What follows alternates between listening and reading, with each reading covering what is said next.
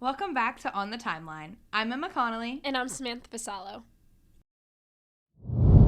Today, we're doing the timeline on young adult book-to-movie adaptations.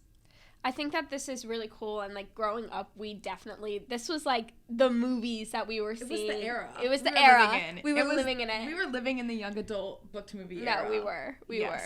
All right, so do you want to start with? Yes, I will start with After. So the After series actually was started as a Wattpad fanfiction dedicated to Harry Styles. So if we just randomly start laughing while we're talking about this, I would say sorry. That's why, because I can't take it seriously. So the books were written by Anna Todd, who was just a college student writer at the time in 2013 and loved Harry Styles. So she wrote these books.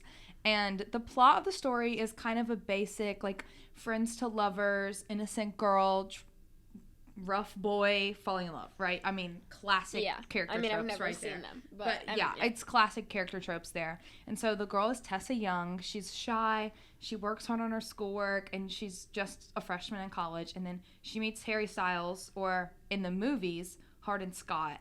And they fall in love, and what happens that you would expect to happens. There's drama. Her mom is not happy about it. She does work on her schoolwork. They get into drama. I mean, oh my god, I've never seen the movies, but I do know that one clip. I can't say one of the words, but he's Trevor, and then he's like, and the guy comes out of the bathroom, and it's like, it's really embarrassing, honestly. But so the books are After from 2013, After We Collided from 2013, that fast Wattpad writing, After We Fall from 2014. After Ever Happy from 2015, Whoa. And Before from 2015. And then also there's spin-offs from 2016 known as the Landon books, based off of one of the fan favorite characters named Landon out of the stories, and they're called Nothing More and Nothing Less, about him moving to New York. That's a whole lot of books. Written in a very short amount of time. So as for the movies, the first one was released in 2019, the second released in 2020, the third released in 2021, and the fourth released in 2022. So they were after each other, too. And they were directed by Jenny Gage. And they star Hero Phineas Tiffin as Hardin Scott, a.k.a. Harry Styles, and Josephine Langford as Tessa Young. And I think they do a pretty good job of playing the characters. I know you said you haven't seen them. But according to a fan that I found on a Google review, she says, "I'm a huge fan of the books this movie was based off of and have been for years. Although the movie lacked a lot of important details and was only rated PG-13, I still enjoyed seeing these characters come to life." I'm sorry, the only rated PG-13. Girl. You wanted the Wattpad smut turned into a movie? I have to say, when you said that this was based off of Wattpad, I didn't know that. But I did read a book recently called The Chemistry Between Us. And I'm, reading it, and I'm like, wow, this is so cool. And my roommate just turns to me and goes, "You know, it's a Wattpad fan fiction based off of Adam Driver." Adam Driver? Yes! It's in Star Wars. And then I was like, wait a minute. And she pulled up, the cover of the book was the same as him playing Kylo Ren. No. And yes. And I was literally like, that's so why. Wasn't Twilight a fan fiction originally? Or no something? clue. No. 50 Shades of Grey was a Twilight fan fiction. Was it? I think so, right? Yeah. I have no clue. Yes. Our producer is confirming. Yes. All right, so the second book series we're going to be talking about is The Hunger Games, which is trending right now on TikTok and basically everywhere. And the books were turned into movies. In 2012, the first one came out, which was just titled The Hunger Games. And then in 2013, the second one came out, Catching Fire. 2014 was Mockingjay Part 1, and then 2015 was Mockingjay Part 2. Those were churned out as well. I love The Hunger Games. I have always been a Hunger Games kid. For those who don't know what The Hunger Games is about, it's basically this futuristic dystopian setting, and once a year, 24 kids, 2 from each 12 districts, get picked and have to fight to the death in an arena.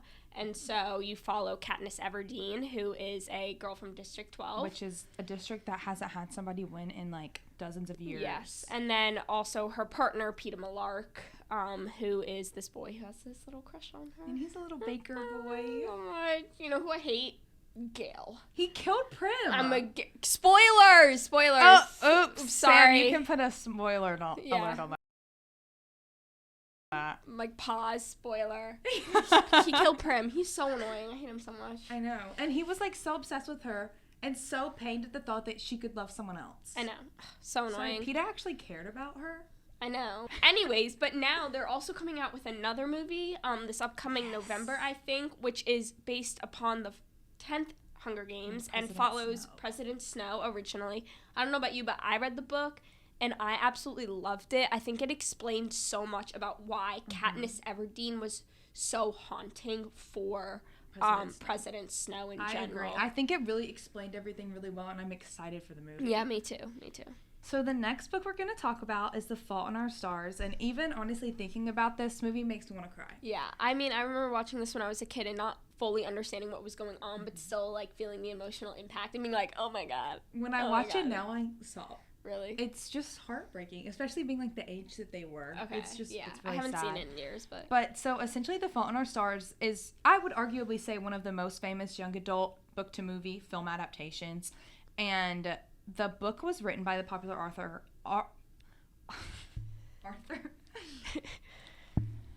The book was written by the popular author John Green, and a lot of us know of John Green and Hank Green for their incredible educational videos. I mean, they got us through those honors classes in high school. The GOATs right there. Love Hank and John Green. And The Fault in Our Stars was released in 2012 as a book. It became quickly wildly popular and still to this day has a 4.2 rating on Goodreads. Wow. So, I mean, people still love that book 10 years later, which I think is really great. It follows the story of Hazel Grace Lancaster and Augustus Waters as they both battle cancer and navigate through their lives as high schoolers. So it's really a heartbreaking story, but also beautiful love story. Yeah, for sure. And the film was released in 2014, and it has an 81% on Rotten Tomatoes, so a very popular movie as well. And according to Vulture.com, the film is impressively faithful to John Green's book. But in the article, they point out 21 changes that they noticed from the book to the movie, but they're all so slight and, like, it's little like things fine, that, like, nobody would ever notice, and they said that it just makes it better. I feel like it's, like, interesting because, like, sometimes they do change stuff over, and I get it. Sometimes you do because going from book to movie, like, can be difficult. You know, you can't do certain things. It'd be too complicated for the viewers. You only have an hour to tell a 300-page story. Yeah. But, like, if they can keep it like that and, like, keep it so original to its book, to me that's absolutely amazing. I think that's one of the things that makes it so great is I've read the book multiple times and I've watched the movie multiple times, and I never have problems with either because I know Green was really involved in the making of the movie as well as obviously writing the book.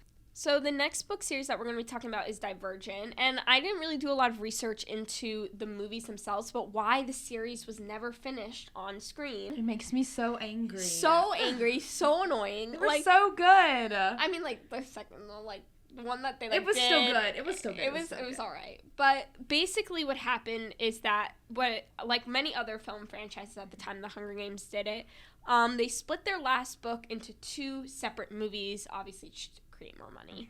And what ended up happening was that when the original first part was released, it did not do that well in the box office. Enough money to make the next part. Yeah, it made 66.1 million domestically and only reached 179.2 million worldwide, which is not enough to put the next movie up and get running with its budget. I think they had, like, originally talked about putting it on, like, a made-for-TV movie or something, right? Yeah, originally to deal with this, they decided to put it on Starz TV instead and just make it like a TV movie.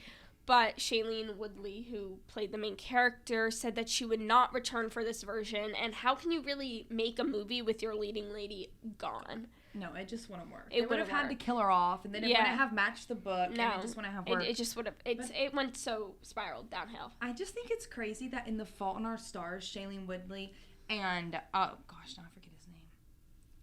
I don't know either. Ansel Elgort. Okay. Shailene Woodley and Ansel Elgort were in love in The Fault in Our Stars, but then they were brother and sister in the Divergent series. That's awkward, isn't it? It's just really awkward. And now Ansel Elgort is canceled. Oh. I did not know that. Yeah. All right, guys. So for the last book we're going to talk about Daisy Jones and the Six, which is not a series, but a book that has just been made into a TV series by Reese Witherspoon's TV company, I think, Hello Sunshine. and it's based upon the book by Taylor Jenkins Reid. She's my favorite author of all time. I haven't read the book. Oh, you have to read the book. Do you have it? I don't. I'm sorry. My mom lost my copy. Oh, Mrs. Vassallo. She was supposed to read it before the show came out so we could watch it together, and she brought it down to Florida with her, and it never got brought back. I was very upset about it. That's really sad. Yeah. I will never loan books to anyone. No. I have the most prized possession of a signed copy of The Notebook. Oh, and I guard it with my life. Period. Well, in case you don't know what Daisy Jones and the Six is about, it's based off of Fleetwood Mac, which is your girls' band. And it follows the detailing the rise and the preconceptions fall of a renowned rock band. In 1977, Daisy Jones and the Six were on top of the world. Fronted by two charismatic lead singers, Daisy Jones and Billy Dunn, the band had risen from obscurity to fame. And then, after a sold-out show at Chicago's Soldier Field, they called it quits. Now, decades later, the band members finally agreed to reveal the truth. This is the story of how an iconic band imploded at the height of its powers. Oh, I now really want to read this. It's a really good book. That's really cool. Yeah, and the show's been pretty good, too. I don't know if you know, but the actress who's playing the lead role, Daisy Jones, is Elvis's granddaughter. Oh my gosh, that's so cool. Yeah, and picking it back to Hunger Games, the guy who's playing Billy Dunn is Finnick Odair. Same guy, Sam Claflin. No, yes. I cried when Finnick died. When I was reading the book, I was on the floor sobbing. No, me too. On the floor. Because it was like the mob dogs or whatever. I literally lost it. Yeah. And some other cast for you guys. Camila Moore, I think is how you pronounce it, is playing Billy Dunn's wife. She was previously dating Leonardo DiCaprio. And Suki Waterhouse, who, if you guys don't know, is dating Robert Pattinson. Oh, yeah. Bringing everything back. Everything is just connected. I know. Full circle. What's that sound where it's like, we're all connected. Anyways, the show premiered on March 3rd and is finishing up on March 24th. So you can catch it on Amazon Prime if you want to. Slay. Or you don't have to. No pressure from us. Nope, we are not peer pressuring. That was the timeline on young adult book-to-movie adaptations. For SGTV News 4 Entertainment, I'm Emma Connelly. And I'm Samantha Vassallo. More books, so it's like Divergent, Allegiant, Insurgent, and